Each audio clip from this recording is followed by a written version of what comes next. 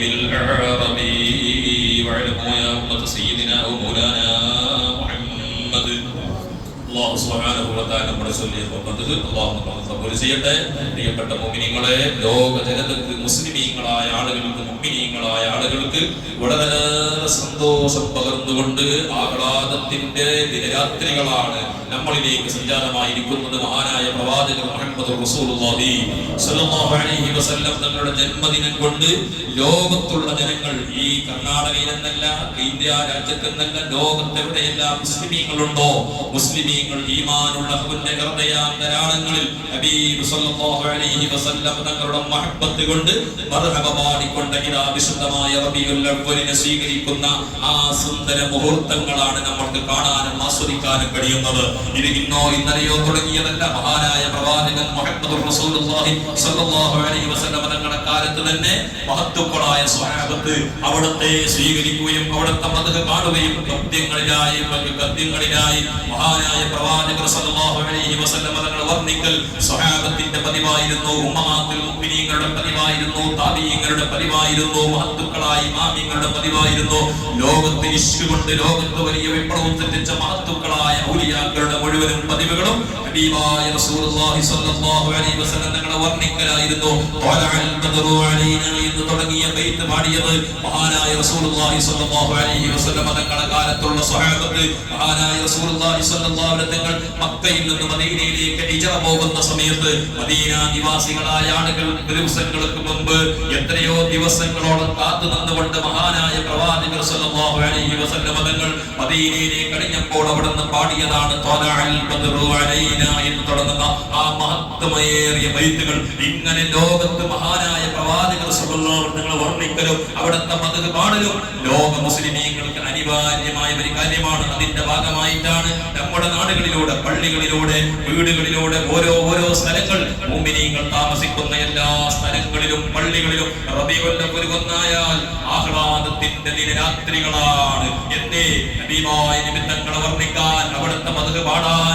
അന്ത തത്ലുഹു ബൈനനാ ഫിൽ കവാകിബി കൽ ബുദൂർ വൽ വഅശ്റഫു മിൻഹു യാ സയ്യിദി ഖൈറൻ നബി.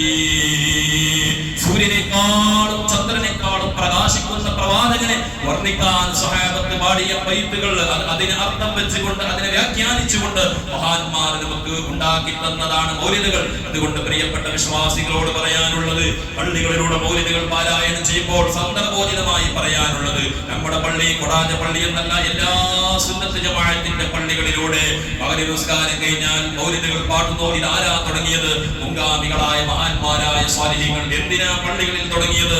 എല്ലാവർക്കും നാട്ടിലുള്ള ആളുകൾക്ക് എല്ലാ ബലാഹുകൾ തട്ടിക്കളയാൻ, മുസീബത്തുകൾ തട്ടിക്കളയാൻ വേണ്ടി നമ്മുടെ മഹത്തുക്കളായ സൂക്ഷ്മശാലികളായ മഹാന്മാർ ഉണ്ടാക്കി തന്നതാണ്. പരമ്പരാഗതമായി തുടങ്ങിയതാണെങ്കിൽ അതിനെ തുച്ഛമായി കണ്ടുകൊണ്ട്, ചെറുതായി കണ്ടുകൊണ്ട് അതിനെ വലിച്ചെറിയുന്ന ഒരു സമൂഹം ഇവിടെ ഉടലെടുത്തപ്പോഴാണ് അന്ന് ആ മുൻഗാമികളായ ആളുകൾക്ക് കേൾവിയില്ലാത്ത ബലാഹുകൾ, അന്നവർക്ക് പരിചയമില്ലാത്ത രോഗങ്ങൾ, അന്നവർക്ക് വരാത്ത മുസീബത്തുകൾ, പരീക്ഷണങ്ങൾ ഇന്നത്തെ വിശ്വാസികൾക്ക് വന്നുകൊണ്ടിരിക്കുന്നു. എങ്കിൽ അതൊക്കെ ഈ ഇത്തരം ആചാരങ്ങളെ നമ്മൾ വലിച്ചെറിയുമ്പോഴാണ്. പ്രവാചകർ സ്വല്ലല്ലാഹു അലൈഹി വസല്ലം തങ്ങളെ വലിച്ചെറിഞ്ഞ ഒരു സമൂഹത്തിന്, പ്രവാചകർ സ്വല്ലല്ലാഹു അലൈഹി തങ്ങളെ ബഹുമാനിക്കാത്ത ഒരു സമൂഹത്തിന് ഇവിടെ ഉണർന്നെഴുന്നേൽക്കാൻ സാധിക്കുകയില്ല, അവർക്ക് വിജയിക്കാൻ സാധിക്കുകയില്ല. ഏത് ഇബാദത്തുകളും, ഏത് നന്മകളും, ഏത് സൽക്കർമ്മങ്ങളും നമ്മുടെ ജീവിതത്തിൽ ചെയ്യുകയാണെങ്കിലും അവിടെയെല്ലാം പ്രവാചകനെ ബന്ധിപ്പിച്ചുകൊണ്ടാണ്. നമ്മൾ നോക്കൂ, നിസ്കരിക്കുന്ന നിസ്കാരത്തിന്റെ മഹത്വം. ഇന്ന് നമ്മൾ നിസ്കാരത്തിൽ നമ്മൾ ഓതിയ നിർബന്ധമായ ഖൗലിയായ ഫർദായി നമ്മൾ ഓതുന്ന അത്തഹിയ്യാത്തിലൂടെ നമ്മൾ ചൊല്ലുന്നു അസ്സലാമു അലൈക അയ്യുഹൻ നബിയ്യു വറഹ്മത്തുള്ളാഹി വബറകാതുഹു എന്ന നിസ്കാരത്തിൽ ചൊല്ലിയില്ലെങ്കിൽ ഏത് വിശ്വാസിയുടെയും, ഏതൊരു ആണിന്റെയും പെണ്ണിന്റെയും നിസ്കാരം സ്വഹീഹ് അല്ല. എന്നാൽ ഞാൻ ചോദിക്കട്ടെ, നമ്മൾ ഇഷ്ടപ്പെടുന്ന ഏതെങ്കിലും ഒരു വലിയുടെ പേര് അസ്സലാമു അലൈക യാ ഗൗസ് മുഹ്യിദ്ദീൻ എന്ന് പറഞ്ഞാൽ നിസ്കാരം ബാത്തിലാണ്. അതുപോലെ തന്നെ അസ്സലാമു അലൈക യാ അബി, ഉപ്പാക്ക് വേണ്ടി നിസ്കാരത്തിൽ സലാം പറഞ്ഞാൽ നിസ്കാരം ബാത്തിലാണ്. ഇങ്ങനെ രണ്ടക്ഷരം, അർത്ഥമുള്ള ഒരു അക്ഷരം ഒഴിഞ്ഞാൽ അകത്തെ നിസ്കാരത്തിലൂടെ ഒരു മനുഷ്യന് എന്തെങ്കിലും ഒരു പാ എന്ന അക്ഷരം പറഞ്ഞാൽ അവനിക്ക് കരുതി കൂട്ടിക്കൊണ്ട് പോയാൽ നിസ്കാരം ബാത്തിലാകുമെന്ന് ശാഫിഈ മദ്ഹബിന്റെ മുഅത്തമദായ സകല ഫിഖഹിന്റെ കിതാബുകളിൽ രേഖപ്പെടുത്തിയിട്ടുണ്ടെങ്കിൽ അസ്സലാമു അലൈക അയ്യുഹൻ നബിയ്യു 1400 കൊല്ലം മുമ്പ് ലോകത്തിൽ നിന്ന് പട പറഞ്ഞു പോയ മഹാനായ പ്രവാചകൻ റസൂലുള്ളാഹി. ആ നബി തങ്ങളുടെ ജീവിതം നമ്മൾ കണ്ടിട്ടില്ല, നമ്മുടെ ഉപ്പ കണ്ടിട്ടില്ല, ഉപ്പാന്റെ ഉപ്പ കണ്ടിട്ടില്ല. അങ്ങനെ നോക്കിയാൽ 10, 20, 30 തലമുറക്കപ്പുറം ഉള്ള മഹാന്മാർ നമുക്ക് കാണാത്ത ആ മഹാനായ പ്രവാചകർ സല്ലല്ലാഹു അലൈഹി വസല്ലം തങ്ങളെ അസ്സലാമു അലൈക അയ്യുഹൻ നബിയു എന്ന് പറഞ്ഞില്ലെങ്കിൽ നിന്റെ നിസ്കാരം സ്വഹീഹല്ലെങ്കിൽ പിന്നെ എങ്ങനെയാണ് ആ അത്രയും ശ്രേഷ്ഠമാകപ്പെട്ട പ്രവാചകനെ സാധാരണ മനുഷ്യനാണെന്ന് ചിത്രീകരിക്കുന്നത് എങ്ങനെയാണ്? അതുകൊണ്ട് വിവരദോഷികളായ ആളുകൾ പറയുകയാണ് അതൊക്കെ. അതുകൊണ്ട് പ്രിയപ്പെട്ട സഹോദരങ്ങളോട് പറയാനുള്ളത്, ഇത്തരം മൗലിദിന്റെ മജ്ലിസുകൾ അവിടുത്തെ ഇഷ്കിന്റെ ഭാഗമാണ്. അത് ആ പ്രവാചകനോടുള്ള ആ ഇഷ്ക് കൊണ്ട് മഹാന്മാർ ഇവിടെ ഉണ്ടാക്കി രചിച്ചതാണെങ്കിൽ അത് നമ്മുടെ പള്ളിയിലൂടെ ചെല്ലുമ്പോൾ ഞാൻ ഇന്നലെ രാത്രി സൂചിപ്പിക്കുകയുണ്ടായി, പല പള്ളികളിലൂടെ നിങ്ങൾ ഈ കൂടിയ ആളുകളൊക്കെ മഗ്‌രിബ് നിസ്കാരത്തിന് ഏതെങ്കിലും പള്ളിയിലേക്ക് പോകുന്നവരായിരിക്കും. ഒന്നിരിക്കലോ കൊടാജപ്പള്ളി, അല്ലെങ്കിൽ നേരളക്കണ്ടിയിലുള്ള പള്ളി, അല്ലെങ്കിൽ കല്ലടക്കയിലുള്ള പള്ളി, ഏതെങ്കിലും ഒരു പള്ളിയിൽ അധികം ആളുകളും ഒട്ടുമുക്കാലും നിസ്കരിക്കുന്ന ആളുകളും മഗ്‌രിബ് നിസ്കാരത്തിന് ജമാഅത്തിന് പള്ളി ഫോളോ ചെയ്യുന്നവരാണ്. ഇശാ നിസ്കാരമാണെങ്കിൽ ഒരു പക്ഷേ നമ്മൾ വീട്ടിൽ പോയി നിസ്കരിക്കാന്ന് പറഞ്ഞ് പെൻഡിങ് വെക്കും. ളുഹറാണെങ്കിൽ അസറിന്റെ അടുക്കൂടെ നിസ്കരിക്കാമെന്ന് വെക്കും. എന്നാൽ മഗ്‌രിബ് ഇശാഇകളിൽ ചുരുങ്ങിയ സമയമാണ്. മാത്രമല്ല ശാഫിഈ മദ്ഹബിലുള്ള ഒരു അഭിപ്രായ പ്രകാരം ചുരുങ്ങിയ സമയം കൊണ്ട് ഖദായി പോകുമെന്ന് പറയുന്ന മഹാന്മാരുണ്ട്. അതൊക്കെ പേടിച്ചുകൊണ്ട് നമ്മൾ ഏകദേശം വരുന്ന 99% ആളുകളും മഗ്‌രിബ് നിസ്കാരത്തിന് ജമാഅത്ത് അല്ലെങ്കിൽ അതിൻ്റെതായിരിക്കുന്ന ഒരു വക്ത് നിസ്കരിക്കുന്നവരാണ്. ഏതെങ്കിലും പള്ളിയിൽ പോകും.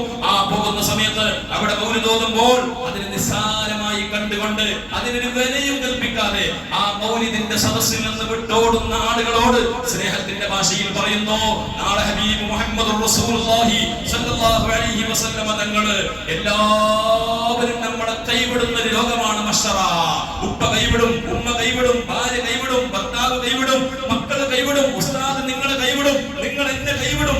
ആർക്കും ആരെയും ഓർമ്മയില്ല. നഫ്സി നഫ്സി നഫ്സി നഫ്സി നഫ്സിയ യൗമ യദൂ ഖൈറു ഖൽഖിൻ അൽഅംബിയാ. ആ പ്രവാചകൻ മാത്രമാണ് ഉമ്മത്തിയ ഉമ്മത്തിയ ഖൗമിയ എന്ന് വിളിക്കുന്നത്.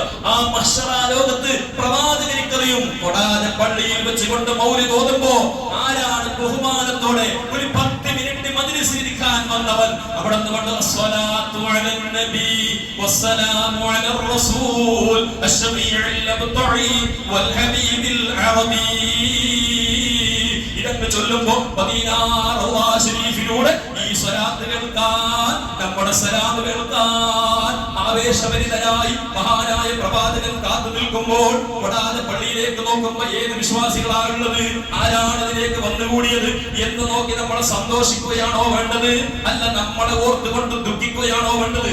ആലോചിക്കണം. നമ്മളെ ഉപ്പാനെ പറ്റി മദഹ് പറഞ്ഞാൽ മോനോട് ഇഷ്ടമാണ് അല്ലേ? മരിച്ചുപോയ നിങ്ങളെ ഉപ്പമാർ പല ആളുകളുടെ മാതാപിതാക്കൾ മരിച്ചു പോയിട്ടുണ്ട്. എന്നാൽ ആ മാതാപിതാക്കൾ മരിച്ചുപോയ ഉപ്പാനെ പറ്റി റോഡിൽ പോകുമ്പോ ഒരു പരിപാടിന്റെ ഇരുന്നുകൊണ്ട് ആളുകൾ നിങ്ങളെ ഉപ്പാനെ പറ്റി നല്ല പുകഴ്ത്തി പറയുകയാണ്. ആ സമയത്ത് അവനോട് നമുക്ക് ഇഷ്ടമല്ലേ തോന്നാ? ഉപ്പാനെ പറ്റി ഭയങ്കര പറയുന്നത്, ഉപ്പമല്ല ധർമ്മിഷ്ഠനായിരുന്നു, ദീനുള്ളവനായിരുന്നു, നാട്ടിലേക്ക് സേവനം ചെയ്ത ആളായിരുന്നു, നല്ല വ്യക്തിയായിരുന്നു എന്ന് ആളുകൾ പറഞ്ഞാൽ അവനോട് നമുക്ക് സ്നേഹം തോന്നും. അവന് പരക്ക് കൊണ്ടുപോകും, അവനക്ക് എന്തെങ്കിലും ഭക്ഷണം കൊടുക്കും, അവനോട് എന്നും ഒരു സ്നേഹം ഉണ്ടാകും. എന്നാൽ നമ്മുടെ ഉപ്പാനെ പറ്റി എന്തെങ്കിലും ഉള്ളതോ ഇല്ലാത്തതോ നമ്മളെ ഉപ്പാനെ പറ്റി പറഞ്ഞ ഉള്ളത് തന്നെ പറഞ്ഞു. ഒരു കള്ളുകുടിയനായ മനുഷ്യൻ മരിച്ചു എന്ന് വെച്ചോ, എന്നിട്ട് ആ മകൻ അദ്ദേഹത്തിന്റെ മകനോട് പബ്ലിക്കായിട്ട് ആളുകളോട് പറഞ്ഞു, നിന്റെ ഉപ്പ ശരിയില്ല, നിന്റെ ഉപ്പ കുടിക്കുന്ന ആളായിരുന്നു, മദ്യപാനിയായിരുന്നു പറഞ്ഞാൽ ആ മനുഷ്യനോട് നമുക്ക് ദേഷ്യം വരൂലേ? ഈമാനുള്ള മനുഷ്യനിക്ക് ഒരൽപ്പം ഉപ്പാനോട് സ്നേഹമുള്ളവർക്ക് ദേഷ്യം വരൂലേ? വരൂല്ലേ? മനുഷ്യത്വം ഉണ്ടെങ്കിൽ, ഉപ്പാനോട് സ്നേഹം ഉണ്ടെങ്കിൽ അവർക്ക് ദേഷ്യം വരും. എന്നാൽ ഉപ്പാനേക്കാളും ഉമ്മാനേക്കാളും ഭാര്യയെക്കാളും മക്കളെക്കാളും ലോകത്ത് ഏറ്റവും കൂടുതൽ നമ്മൾ സ്നേഹിക്കപ്പെടേണ്ട പ്രവാചകൻ മുഹമ്മദുർ റസൂലുള്ളാഹി, ആ നബി തങ്ങളെ സാധാരണ മനുഷ്യനാണ് എന്നൊരാൾ പറയുമ്പോ ആ സമയത്ത് നമുക്ക് ദേഷ്യം വരുന്നില്ലെങ്കിൽ നമ്മുടെ ഈമാനിന് എന്തോ തകരാറ് സംഭവിച്ചിട്ടുണ്ട്, എവിടെയോ ഫോൾട്ട്, വീക്ക്നെസ് വന്നിട്ടുണ്ട് എന്നർത്ഥം. ആളുകൾ അങ്ങനെ പറയുമ്പോ കവലകളിൽ നിന്നുകൊണ്ട് പ്രഭാഷണം നടത്തുമ്പോ യൂട്യൂബിലൂടെ, എഴുത്തിലൂടെ, വാട്സപ്പിലൂടെ, ഫേസ്ബുക്കിലൂടെ എന്തെങ്കിലും പ്രവാചകനെ ഇഷ്ടിക്കൊണ്ട് ആരെങ്കിലും വരുമ്പോ അതിനെ വായിച്ചിട്ട് അതിലൂടെ എന്തെങ്കിലും ഒരു അല്പം ശരിയുണ്ടാവൂലേ എന്നൊരുത്തൻ ചിന്തിക്കുകയാണെങ്കിൽ നിന്റെ ഈമാൻ ബലഹീനമായി പോയിട്ടുണ്ട്, നിന്റെ ഈമാൻ തകരാറായി പോയിട്ടുണ്ട്. അത്തരം ആളുകളുടെ കൂട്ടുകെട്ട് നമുക്ക് വേണ്ട, അത്തരം ആളുകളോടുള്ള സഹവാസം നമുക്ക് വേണ്ട. ഇത് പരമ്പരാഗതമായി മഹാന്മാരായ സ്വഹാബത്ത് ചെയ്തതാണ്, മഹത്തുക്കളായ ഇമാമികൾ ചെയ്തതാണ്. എന്നാൽ നിബിധങ്ങൾ ചെയ്തിട്ടുണ്ടോ എന്ന് ചോദിക്കുന്നവരോട് ഇന്ന് നബി സല്ലല്ലാഹു അലൈഹി വസല്ലം തങ്ങൾ ചെയ്തതുപോലെയാണ് നമ്മൾ ചോദിക്കുന്നതെങ്കിൽ മദ്രസ നമ്മുടെ സ്വഹാബത്തിന്റെ കാലത്തുണ്ടായോ? നിബിധങ്ങളുടെ കാലത്ത് മദ്രസ സംവിധാനം ഉണ്ടായോ? ഹിഫ്ദുൽ ഖുർആൻ കോളേജുകൾ ഉണ്ടായിരുന്നോ? ദഅവത്തിന്റെ ഒരുപാട് ശരീഅത്ത് കോളേജുകൾ ഇവിടെ ഉണ്ടായിരുന്നുണ്ടോ? പള്ളികൾ ഉണ്ടായിരുന്നോ? ഒന്നും ഉണ്ടായിട്ടില്ലല്ലോ. അന്നെങ്ങനെയാണ് പഠിപ്പിച്ച? ഉദാഹരണത്തിന് ഇന്ന് ഞാൻ വയത് പറയാൻ വേണ്ടി ഒരു 4-5 ഹദീസുകൾ നോക്കിയത് നെറ്റിലൂടെ സെർച്ച് ചെയ്തിട്ടാണ്, മൊബൈലിലൂടെയാണ്. എന്നാൽ സ്വഹാബത്ത് മൊബൈൽ നോക്കിയിട്ടുണ്ടോ? ഹദീസ് പഠിച്ചിട്ടുണ്ടോ? ഷാഫി ഇമാം ചെയ്തിട്ടുണ്ടോ? അബൂ ഹനീഫ തങ്ങൾ ചെയ്തിട്ടുണ്ടോ? ബഹുമാനപ്പെട്ട അബൂ ഹുറൈറ റളിയല്ലാഹു അൻഹു നെറ്റ് ഉപയോഗിച്ചിട്ടാണോ സ്ക്രീൻ നോക്കിയിട്ടാണോ ഹദീസ് പഠിപ്പിച്ചത്? അല്ല. അക്കാലഘട്ടത്തിൽ ഹദീസ് പഠിച്ചതെങ്ങനെ, പറയിപ്പിച്ചതെങ്ങനെ, പഠിപ്പിച്ചതെങ്ങനെ? എന്നാൽ അതാത് കാലഘട്ടത്തിൽ ഇഷ്കിന്റെ വഴികൾ പല രീതിയിലുമാകാം. ഈ അടുത്ത് എല്ലാവരോട് ചങ്ങായി ചോദിച്ചു, എന്താ മൗലിദ് സലാത്തിന്റെ മജ്ലിസിൽ ക്ഷീരണി കൊടുക്കുന്നത് ഇസ്ലാമിലുണ്ടോ? ഭക്ഷണം കൊടുക്കുന്നത് ഇസ്ലാമിലുണ്ടോ? അത് നമ്മുടെ ഈ രാജ്യത്ത് മാത്രമല്ലേ ഉള്ളത് എന്ന് ചോദിക്കുന്ന ഒരു വ്യക്തിയോട് ഞാൻ പറഞ്ഞത്, അത് പഴയകാല ഇമാമികൾ എന്തിന് ഇത് സ്വലാത്തിന്റെ ഭാഗമല്ല, മൗലിദിന്റെ ഭാഗമല്ല, എന്തിന് ഭക്ഷണം കൊടുക്കുന്നു? ആളുകൾക്ക് എന്തെങ്കിലും ഒരു അടിയ കൊടുത്താൽ, ഒരു ഭക്ഷണം കൊടുത്താൽ ആളുകൾ ഇങ്ങോട്ട് അതിലേക്ക് പ്രോത്സാഹിപ്പിക്കാൻ വേണ്ടി പഴയകാല ഇമാമികൾ, പഴയകാല ഉസ്താദുമാർ തുടങ്ങി വെച്ചതാണ്. അതിലേക്ക് ബറക്കത്തിന് വേണ്ടി ഭക്ഷണം കൊടുക്കുക, ബറക്കത്തിന് വേണ്ടി കൊടുക്കുക, അല്ലാതെ അത് തെറ്റിദ്ധരിപ്പിക്കപ്പെടേണ്ട വിഷയങ്ങളല്ല ഇവിടെ.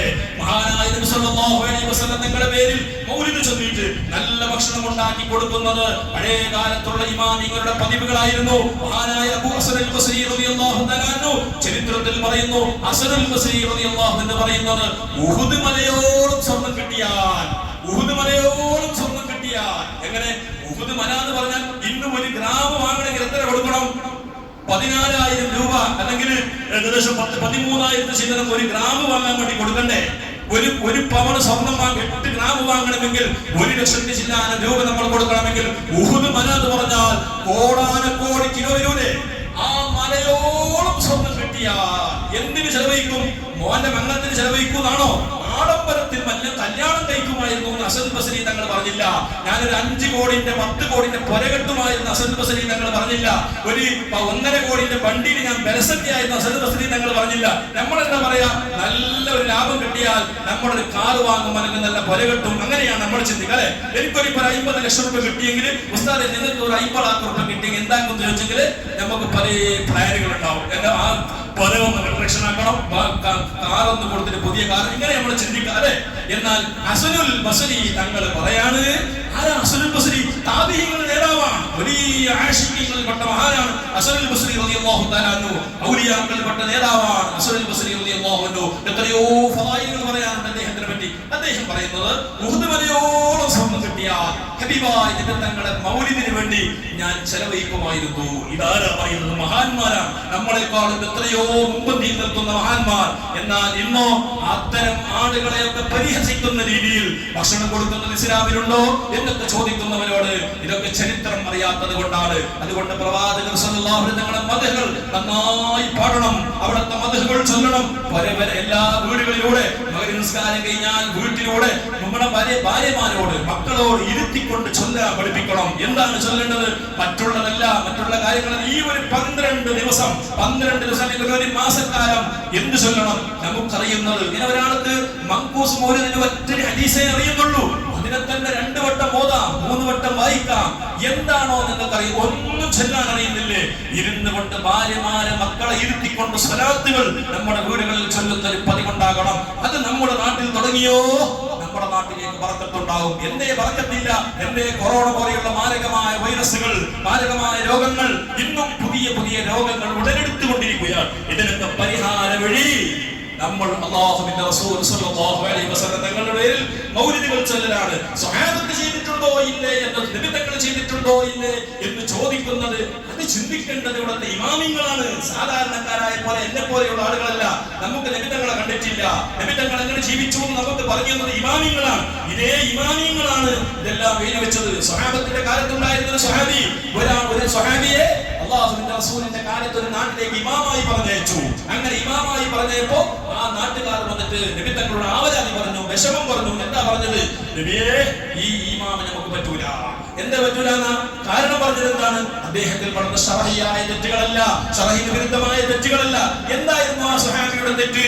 ഓരോ നിസ്കാരം കഴിഞ്ഞാലും ഒരു സൂറത്തുകൾക്ക് പുറമെ സൂറത്തോതും. പതിവാണ് അദ്ദേഹത്തിന്റെ. നമ്മൾ നിസ്കാരത്തിന് സന്ദേശം മോദി ഓതിയോ?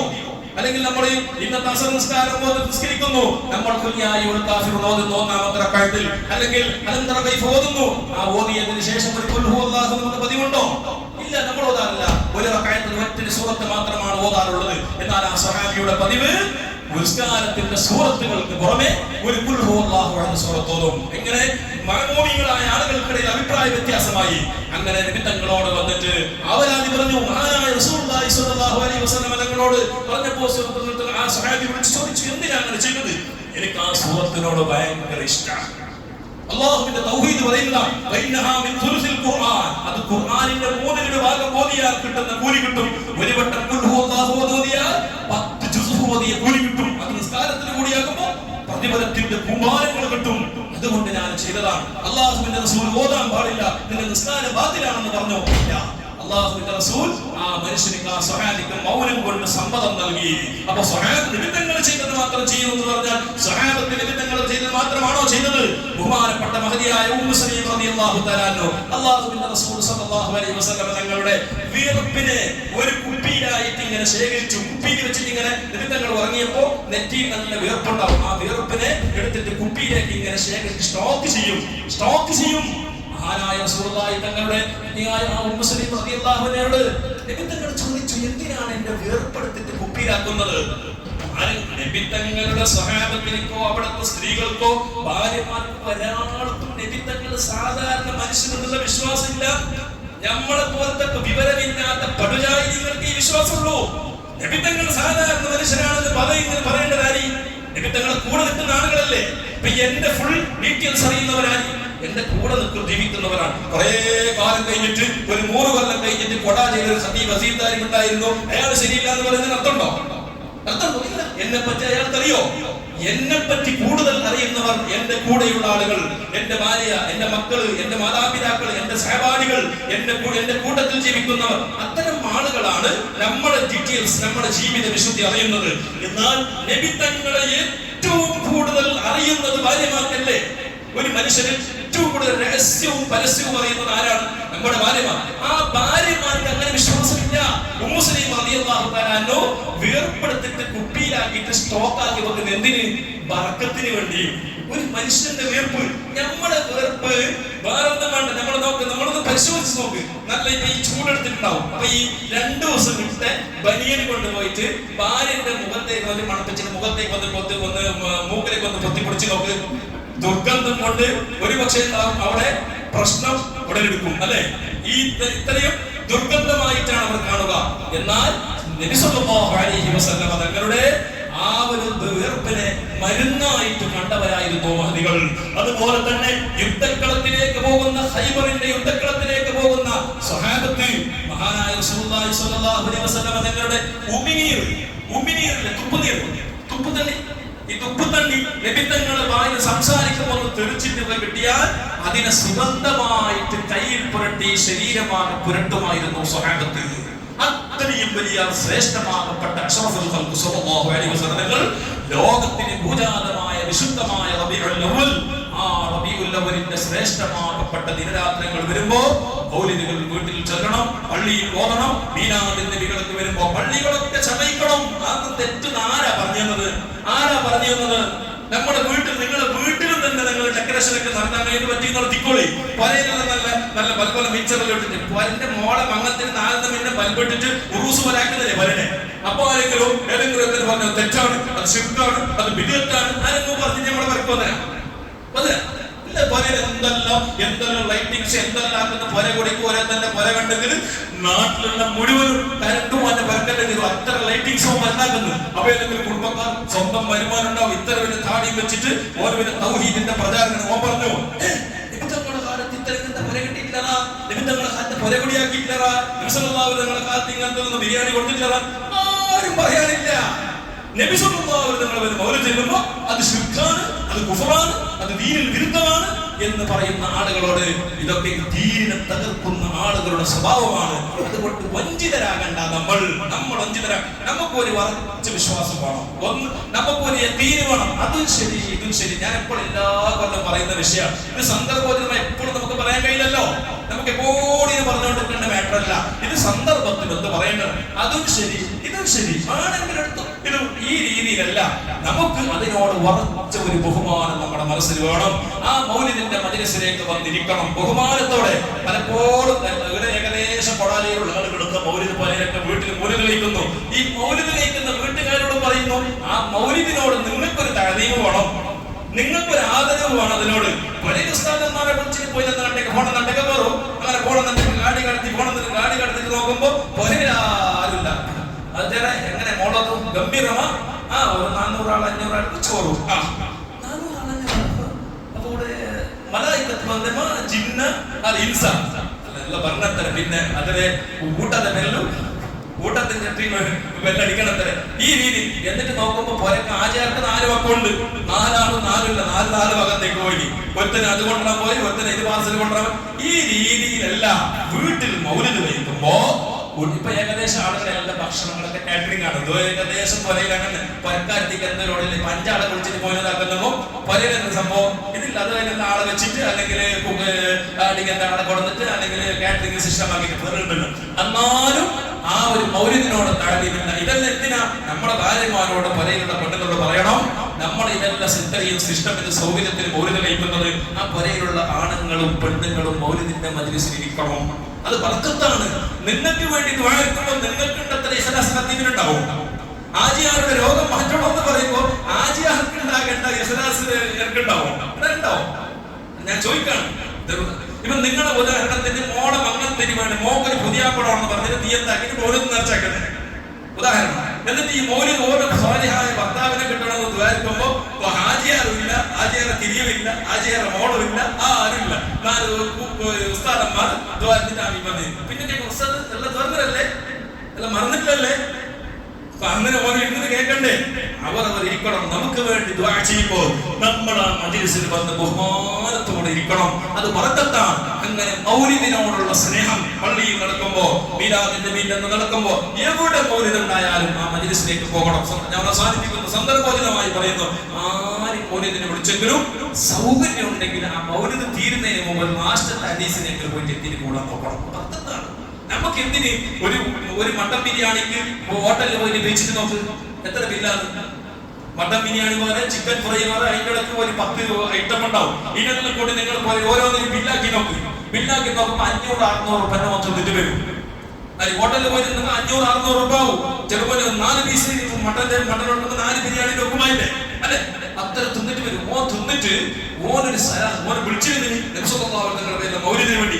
ആജിയാർ 40,000 50,000 പരക്കാരൻ ചെലവാക്കിയിട്ട് മൗലിദ് കഴിച്ചത് എന്തിന്? കൂലി കിട്ടാൻ വേണ്ടി. ആ കൂലി കിട്ടണമെങ്കിൽ നമുക്കും അതിന് കൂലി കിട്ടണമെങ്കിൽ നമ്മൾ ആ മൗലിദിന്റെ ഒന്നും ഫുള്ളായിട്ട് ഇരിക്കാൻ കഴിയുന്നില്ലെങ്കിൽ ഒരു ലാസ്റ്റ് യാസീൻ ഓതാനെങ്കിലും എത്തുന്ന ഒരു അവസ്ഥയിലേക്ക് എത്തണം. കഷ്ടങ്ങൾ കേൾക്കണേ. ഉസ്താദിന് എത്രയാണ് പറയുന്നത്?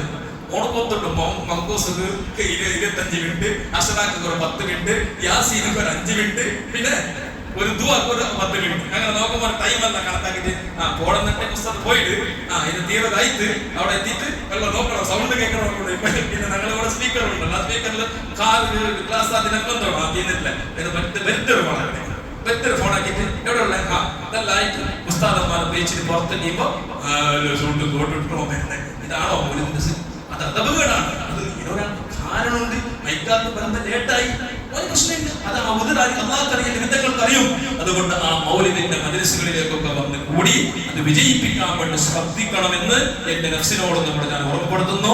ഇൻഷാ അല്ലാഹ് ബാക്കിയുള്ള കാര്യങ്ങൾ മഹാന്മാരായ സ്വഹാബത്തും താബിഈങ്ങളും നിമിത്തങ്ങളെ സ്നേഹിച്ച ഓരോ ചരിത്രങ്ങൾ ഇൻഷാ അല്ലാഹ് സന്ദർഭോചിതമായി അടുത്ത വെള്ളിയാഴ്ച ദിവസങ്ങളിലൊക്കെ നമുക്ക് പറയാം. അള്ളാഹു നമുക്ക് പറയാനും കേൾക്കാനും അള്ളാഹു തൗഫീഖ് നൽകട്ടെ. നമ്മുടെ മജ്‌ലിസ് അള്ളാഹു നമുക്ക് കബൂൽ ചെയ്യട്ടെ. റഹ്മാനായ റബ്ബ് സുബ്ഹാനഹു വ തആല ഞാൻ പറഞ്ഞതും കേട്ടതും സ്വാലിഹായ അമലായി കബൂലാക്കണം റഹ്മാനെ. ഞങ്ങളുടെയും ഞങ്ങളുടെ സന്താന പാരമ്പര്യങ്ങളുടെ ഹൃദയാന്തരാളങ്ങൾ മുത്ത് മുഹമ്മദ് മുസ്തഫ സല്ലല്ലാഹു അലൈഹി വസല്ലം തങ്ങളുടെ മഹബ്ബത്ത് നീ ഏറ്റി തരണം അല്ലാഹ്. അവിടുത്തെ സുന്നത്തുകൾ ഇത്തിബാ ചെയ്യാൻ നീ തൗഫീഖ് നൽകണം റഹ്മാനെ. അല്ലാഹുവേ ഇത്തരം ദീനിയായ മജ്‌ലിസുകൾ ഹബീബായ നബി സല്ലല്ലാഹു അലൈഹി വസല്ലം മൗലിദിന്റെ മജ്‌ലിസുകളിൽ കൂടുവാനും അത്തരം മജ്‌ലിസുകൾ നമ്മുടെ വീടുകളിൽ നടത്തുവാനും പള്ളികളിലും എല്ലാം ഉള്ള സ്ഥലത്ത് പോയി കൂടുവാനുള്ള തൗഫീഖ് നൽകണം റഹ്മാനേ. അല്ലാഹു ഒരുപാട് സ്വലാത്തുകൾ മഗ്‌രിബുകൾ കൊടുത്തേക്ക് ഞങ്ങൾ സമർപ്പിക്കാൻ തൗഫീഖ് നൽകണേ റഹ്മാനേ. അല്ലാഹുവേ ഞങ്ങളുടെയും ഞങ്ങളുടെ മാതാപിതാക്കൾ വേണ്ടപ്പെട്ട എല്ലാവർക്കും നീ ഖൈറും ബറക്കത്തും റാഹത്തും സലാമത്തും സന്തോഷവും ശുക്റും നൽകണേ റഹ്മാനേ. പ്രത്യേകിച്ച് എൻ്റെ മാതാപിതാക്കൾക്കും സുഖമില്ലാതെ വിഷമത്തിലാണ് ദുആ ചെയ്യാൻ വേണ്ടി പറഞ്ഞേൽപ്പിക്കുന്നു. റബ്ബേ ഞങ്ങളുടെ മക്കളുടെ ഞങ്ങളുടെ ദുആയാണ് ഏറ്റവും വലിയ പ്രതീക്ഷ. ഞങ്ങൾ ഈ ഒരു അവസ്ഥയിലേക്ക് എത്താൻ കാരണക്കാർ അവരാണ് റബ്ബേ. ഞങ്ങൾ നല്ലവരല്ലെങ്കിലും അവരുടെ നിയത്തനുസരിച്ചിട്ട് ഞങ്ങളുടെ ദുആക്ക് നീ ഇജാബത്ത് നൽകണം റഹ്മാനേ. രോഗങ്ങളെല്ലാം ശിഫ നൽകണം അല്ലാഹു ആഫിയത്തുള്ള ദീർഘായുസ്സ് നൽകണം റഹ്മാനേ. ഒരുപാട് കൊല്ലം ഞങ്ങളോട് ജീവിക്കാനുള്ള തൗഫീഖും ആഫിയത്തും ദീർഘായുസ്സും സന്തോഷം നൽകണേ റഹ്മാനേ. ഓരോരുത്തരുടെ മാതാപിതാക്കൾക്ക് നീ ദീർഘായുസ്സും ആഫിയത്തും നൽകണേ റഹ്മാനേ. ഞങ്ങളുടെ കച്ചവടങ്ങൾ ജോലികൾ നീ ബർക്കത്ത് നൽകണം ഇസ്സത്തും റാഹത്തും നൽകണേ റഹ്മാനേ. പെട്ടെന്നുള്ള മരണങ്ങൾ അപകട മരണങ്ങളെ തൊട്ട് കാക്കണേ റഹ്മാനേ. അല്ലാഹുവേ സുഖമില്ലാതെ ഹോസ്പിറ്റലിൽ കഴിയുന്ന നമ്മുടെ ജമാഅത്തിൽപ്പെട്ട് എപ്പോഴും നമ്മോട് കൂടെ സംസാരിച്ചിട്ടുണ്ടായിരുന്ന വ്യക്തി അങ്ങനെ ഒരുപാട് അറിഞ്ഞതും അറിയാത്ത എത്രയോ ആളുകൾ രോഗികളായി ഹോസ്പിറ്റൽ വീടുകളിൽ ഉൾപ്പെടവർക്ക് പ്രതീക്ഷ നൽകണേ റഹ്മാനേ.